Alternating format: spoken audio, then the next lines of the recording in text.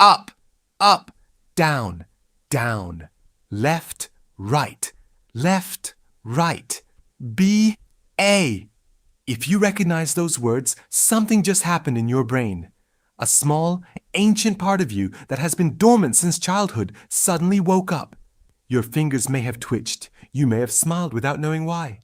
This is the Konami Code, and for decades it has been the most famous secret in gaming history. 30 extra lives in Contra, full power-ups in Gradius, hidden menus, secret characters, Easter eggs buried in hundreds of games across 40 years of gaming culture.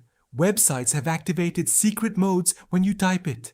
The code has appeared in movies, television shows, and music videos. It is tattooed on people's arms. It has been referenced in the United States Congress. It feels like it was designed by a genius. A deliberate act of creative brilliance, a gift from a master craftsman to the players who were worthy enough to discover it. It was not. The Konami Code was created in 1986 by a game developer named Kazuhisa Hashimoto. He was working on the home console port of Gradius, a side-scrolling space shooter where you pilot a spaceship and shoot things. It was a difficult game. It required skill, practice, and patience to complete. Kazuhisa Hashimoto had none of these things.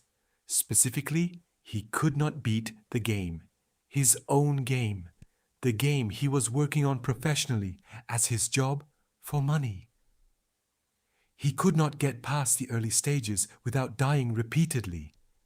And so, in what can only be described as a completely reasonable professional decision, he programmed a cheat code into the game so that he could give himself 30 extra lives and get through it.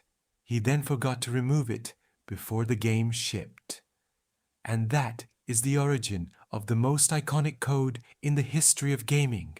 Not genius, not artistry, not a deliberate Easter egg for devoted fans. One tired developer struggling with his own creation, quietly giving himself an advantage, and then completely forgetting to clean up after himself. Let us sit with that for a moment. Every person who has ever felt that small surge of power, typing up, down, left, right, BA, every speedrunner who memorized it, every tattoo artist who inked it onto someone's skin, every programmer who hid it inside their own software as a tribute. All of it traces back to one man who simply could not beat his own game and needed more lives. There is something genuinely beautiful about this. The things we elevate to legend are often just the mistakes and shortcuts of ordinary people doing their best under pressure. Hashimoto was not building a legacy. He was trying to get through a Tuesday. After Gradius, the code appeared in Contra, where it became truly famous. Contra was brutally difficult, and 30 extra lives was the difference between finishing the game and never seeing the ending. Word spread. The code became mythology. Players whispered it to each other like a sacred secret passed down through generations. Hashimoto watched all of this happen. He has spoken about it in interviews with a kind of delighted bewilderment, as if he still cannot quite believe that the thing he did on a random afternoon in 1986 became this.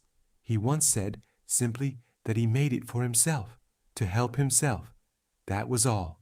The code even has a longer version that most people do not know. Up, down, left, right, B, A, start.